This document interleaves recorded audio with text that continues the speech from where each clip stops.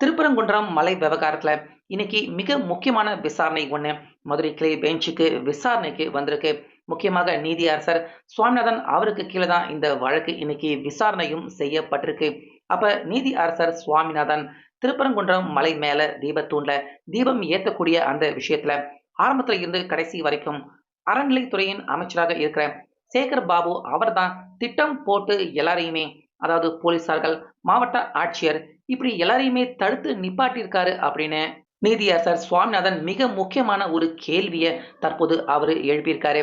அது மட்டும் கிடையாது, கருணாநிதி அவருடைய அந்த நினைவகம் பீச்ல இருக்குல்ல, அந்த பீச்ல இருக்கிற கருணாநிதி அவருடைய அந்த நினைவிடத்தை இடிச்சு தரைமட்டம் ஆக்க திமுகவினர்கள் அவங்க எல்லாருமே தயாராக இருக்காங்களா அப்படிங்கிற அந்த மிக முக்கியமான கேள்வியையும் சுவாமிநாதன் அவர்கள் கேட்டிருக்காரு. ஸோ ஓவராலா பாத்தீங்கன்னா திருப்பரங்குன்றம் மலை விவகாரத்துல ஆரம்பத்துல இருந்து கடைசி வரைக்கும் திமுகவினர்கள் அவங்க செஞ்ச பல விஷயத்த புட்டு புட்டு வச்சிருக்காரு இன்னைக்கு நீதியரசர் சுவாமிநாதன். முக்கியமா இந்துக்களுக்கு ஒரு மாதிரியும், அதே போல முஸ்லிம்களுக்கு வேற மாதிரியும் திருப்பரங்குன்றம் விவகாரத்துல தமிழக அரசு அவங்க செயல்பட்டிருக்காங்க அப்படிங்கிற மிக முக்கியமான ஒரு கோபமான குற்றச்சாட்டை இன்னைக்கு நீதியரசர் சுவாமிநாதன் இந்த வழக்கு விசாரணை நடந்துட்டு இருக்கப்ப பல பேருக்கு தெரியாத நிறைய விஷயங்களை பத்தி இப்ப நீதியரசர் சுவாமிநாதன் அவர் இன்னைக்கு இந்த வழக்கு விசாரணை நடந்துட்டு இருக்கப்ப நீதிமன்றத்திலேயே வச்சு சொல்லியிருக்காரு. அது எல்லாமே என்னென்ன அப்படின்னு ஒண்ணு ஒண்ணா தெளிவா இந்த வீடியோவுல இப்ப பார்க்கலாம். அதனால வீடியோவை கடைசி வரைக்கும் ஸ்கிப் பண்ணாம பாருங்க. அதாவது திருப்பரங்குன்றம் மலை விவகாரத்துல தீபம் ஏத்தலாம் அப்படின்னு தீர்ப்பு வந்துடுச்சு. அப்படி இருக்கப்ப இன்னைக்கு என்ன விசாரணை நீதியரசர் சுவாமிநாதன் அவர் விசாரணை பண்ணியிருக்காரு அப்படிங்கிற கேள்வி கண்டிப்பா உங்கள பல பேருக்கு வரலாம். அதாவது நீதியரசர் சுவாமிநாதன் அவர்தான் ஃபர்ஸ்ட் திருப்பரங்குன்றம் மலை மேல தீபத்தூண்ல தீபம் ஏத்தலாம் அப்படிங்கிற தீர்ப்பை கொடுத்திருந்தாரு. ஆனா அந்த தீர்ப்பை போலீசார்கள், மாவட்ட ஆட்சியர், அதுக்கப்புறமா கோவில் நிர்வாகம், இவங்க எல்லாரும் ஒண்ணு சேர்ந்து நீதிபதி சுவாமிநாதன் அவர் கொடுத்த அந்த தீர்ப்பை அவங்க அமல்படுத்தல. அதுக்கு நீதிமன்ற அவமதிப்பு அப்படிங்கிற அந்த வழக்க நீதியரசர் சுவாமிநாதன் அவர் தொடுத்திருந்தாரு. அதற்கான விசாரணை தான் இன்னைக்கு ஜனவரி 9ஆம் தேதிக்கு கடந்த மாசமே ஒத்தி வச்சிருந்தாங்க. அந்த விசாரணை தான் இன்னைக்கு நடந்திருக்கு. இந்த விசாரணை இன்னைக்கு வர்றப்ப மாவட்ட ஆட்சியர், அதுக்கப்புறமா போலீஸ், கோவில் அறநிலைத்துறை, இவங்க எல்லாருமே இன்னைக்கு இந்த வழக்கு விசாரணையில ஆஜர் ஆகியிருந்தாங்க. அதுல நீதியரசர் சுவாமிநாதன் ஃபர்ஸ்ட் அவர் கேட்டது என்ன அப்படின்னா, என்னுடைய தீர்ப்பு, அதாவது தீபத்தூண்ல தீபம் ஏத்தணும் அப்படின்னு நான் சொன்ன அந்த தீர்ப்பை நிறைவேற்றுறதுல கோவில் அறநிலைத்துறை அவங்களுக்கு என்ன பிரச்சனை, எதுக்கு என்னுடைய தீர்ப்பை நீங்க நிறைவேற்றாம, அதாவது போலீஸ், மாவட்ட ஆட்சியர் அவங்க எல்லாரும் கூட வேற ஒரு டிபார்ட்மெண்ட் அப்படின்னு வச்சுக்கலாம். ஆனா கோவிலுக்கு சொந்தமான ஒரு இடத்துல ஒரு தீபத்தூண் இருக்கு. அத நீதிபதியாகிய நான் தீர்ப்பு சொல்றேன், விசாரிச்சு பார்த்துட்டு தீர்ப்பு கொடுக்குறேன். கோவில் சம்பந்தப்பட்ட விஷயம் இது அப்படிங்கிறதால முதல்ல இதுல கோவில் அறநிலைத்துறை அவங்க தான் முன்னாடி முன் வந்து தீபத்தூண்ல தீபம் ஏத்துறதுக்கு முன் வந்திருக்கணும். ஆனா அறநிலைத்துறை கட்டுப்பாட்டுக்கு கீழே இருக்கிற கோவில் எதுக்காக தீபத்தூண்ல தீபம் ஏத்துறதுக்கான எந்த ஒரு முயற்சியுமே நீதிமன்றம் தீர்ப்பு கொடுத்ததுக்கு அப்புறமா கூட அதை செயல்படுத்த துளி கூட நடவடிக்கை எடுக்கல. அப்படின்னா அறநிலைத்துறை அமைச்சரான சேகர் பாபு தீபத்தூண்ல தீபம் ஏத்தக்கூடாது, கண்டிப்பாக ஏத்தவே கூடாது, அதுக்கு எக்காரணத்தை கொண்டும் நான் ஒத்துக்கவே மாட்டேன் அப்படின்னு சேகர் பாபு அறநிலைத்துறை அவங்களுக்கு அழுத்தம் கொடுத்தாரா?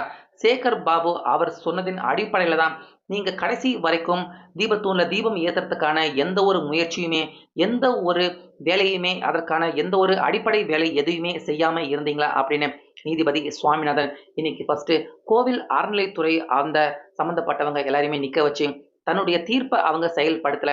இதுக்கு பின்னாடி சேகர் பாபு அவருடைய அந்த அழுத்தம் இருந்துச்சா அப்படின்னு கேள்வி கேட்டிருக்காரு. அதுக்கு கோவில் அறநிலைத்துறை பார்த்தீங்கன்னா அவங்களால பதில் கொடுக்க முடியாம தான் நின்றுருக்காங்க.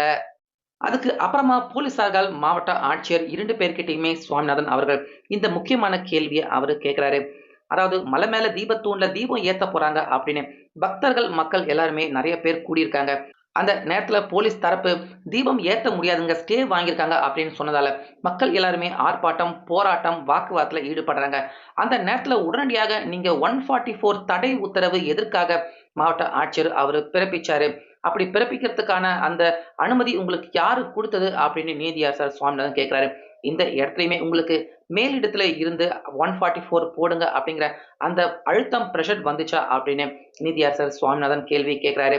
அப்படி கூட்டம் கூடுனனால தான் நீங்க 144 போட்டீங்கன்னா, இதே மாதிரியான ஒரு சூழ்நிலை தான் சந்தனக்கூடு அப்படிங்கிற அந்த திருவிழாவ முஸ்லிம்கள் டிசம்பர் 21ஆம் தேதி அவங்க கொண்டாட ஆரம்பிச்சாங்க.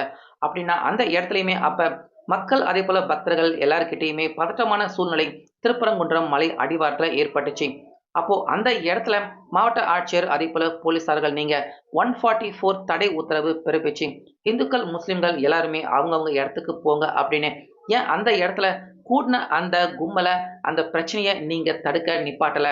அந்த இடத்துல சந்தனக்கூடு விழாவுக்கு நீங்க அனுமதி குடுத்தீங்க, பாதுகாப்பும் குடுத்திருக்கீங்க. அதே நேரத்துல ஏன் அந்த இடத்துல மட்டும் 144 தடை உத்தரவு நீங்க பிறப்பிக்கல அப்படின்னு நீதியரசர் சுவாமிநாதன், மாவட்ட ஆட்சியர், அதுக்கப்புறமா போலீசார்கள் இவங்க எல்லார்கிட்டயுமே இந்த முக்கியமான கேள்வியையும் கேட்டிருக்காரு. அதோட மட்டும் கிடையாது. இன்னொரு முக்கியமான கேள்வியும் கேட்டிருக்காரு. மலை மேல கள்ளத்தி மரம் இருக்கு. கீழயும் கோவில் கீழயுமே கள்ளத்தி மரம் இருக்கு. கள்ளத்தி மரம் அப்படின்னாலே அது முருகப்பெருமான் கோவிலுக்கு சொந்தமான ஒரு மரம் தான். அந்த மரத்துல முஸ்லிம்கள் அவங்க எல்லாருமே அவங்களுடைய அந்த சிகப்பு வண்ண பிறை நிலா கொடிய கொண்டு போய் கள்ளத்தி மரத்துல கொண்டு போய் அவங்க ஏத்தியிருக்காங்க. இது கண்டிப்பாக மிகப்பெரிய கண்டனத்துக்கு உரிய தவறான செயல்.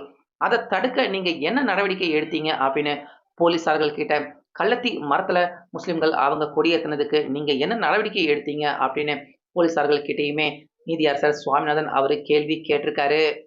அதுக்கும் போலீசார்கள் அவங்க யார்கிட்டயுமே சொல்லக்கூடிய அளவுக்கு எந்த ஒரு பதிலும் இல்ல. அதேபோல நீதியரசர் சுவாமிநாதன் கடந்த 2, 3 தினத்துக்கு முன்னாடி அரசு நிலத்துல முருகப்பெருமான் கோவில் கட்டியிருக்காங்க அப்படின்னு அந்த கோவில இடிச்சிருந்தாங்க. அதாவது அரசு நிலத்துல கோவில் கட்டப்பட்டிருக்கு. ஆனாலுமே நெறைய இந்துக்கள் எல்லாருமே தடுக்குறாங்க. ஆனாலுமே அந்த கோவில் இடிக்கப்பட்டிருந்தது. முருகப்பெருமான் அவருடைய கோவில் இடிக்கப்பட்டிருந்தது திருப்பூர்ல. அப்படின்னா அரசு நிலத்துல பீச்ல கலைஞருக்கு நினைவிடம் கட்டியிருக்காங்க. அந்த இடத்துல கலைஞர் அவருடைய உடல புதைச்சு அந்த இடத்துல கலைஞர் அவருக்காகவே ஒரு நினைவிடம் கட்டப்பட்டிருக்கு. அந்த நினைவிடத்தையும் அரசு இடத்துல தானே இருக்கு. அதாவது கவர்ன்மெண்ட் ப்ராப்பர்ட்டி இடத்துல தான் அந்த நினைவிடத்தையே கலைஞர் அவருக்காக திமுக அவங்க கட்டியிருந்தாங்க. அப்படின்னா, அரசு இடத்துல இருக்கே அப்படின்னு கலைஞர் அவருடைய அந்த நினைவிடத்தையுமே இப்ப திமுகவினர்கள் அவங்க இடிச்சிடுவாங்களா? முருகப்பெருமான் கோவில் அரசு நிலத்துல இருக்கு அப்படிங்கிறதுக்காக மக்கள் எல்லாருமே எதிர்ப்பு தெரிவிக்க, அதக்கூட துச்சமா மதிச்சு போலீசார்கள், மாவட்ட ஆட்சியர் எல்லாருமே போய் அந்த கோவில மக்கள் எல்லாருடைய கதறல் சத்தத்துக்கு நடுவுல அந்த கோவில இடிச்சிருக்காங்க.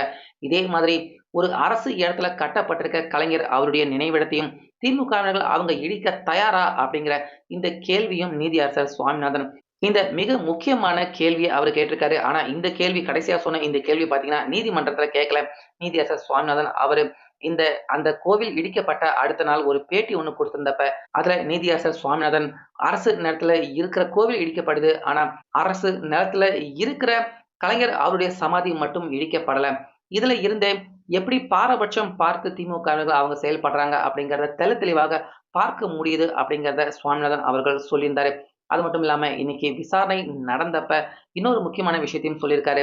திருப்பரங்குன்றம் மலை விவகாரத்த பொறுத்தவரைக்கும் இந்துக்களுக்கு ஒரு மாதிரியும், அதேபோல முஸ்லிம்களுக்கு ஒரு மாதிரியும் பாகுபட்சம் பார்த்து வேற வேற மாதிரி தான் திமுக அரசு செயல்பட்டுகிட்டு இருக்கு அப்படிங்கிறதையும் சுவாமிநாதன் அவர்கள் இந்த இடத்துல அவரு குறிப்பிட்டு சொல்லியிருக்காரு. அதேபோல இந்த விசாரணை இன்னும் நிறைவடையல. அடுத்த ஹியரிங்க்கு இந்த விசாரணையில என்னென்ன நடந்துச்சு அப்படிங்கிற முழு விவரத்த பார்க்கலாம். ஸோ இந்த வீடியோவ பத்தி உங்க கருத்த கமெண்ட்ஸ்ல சொல்லுங்க.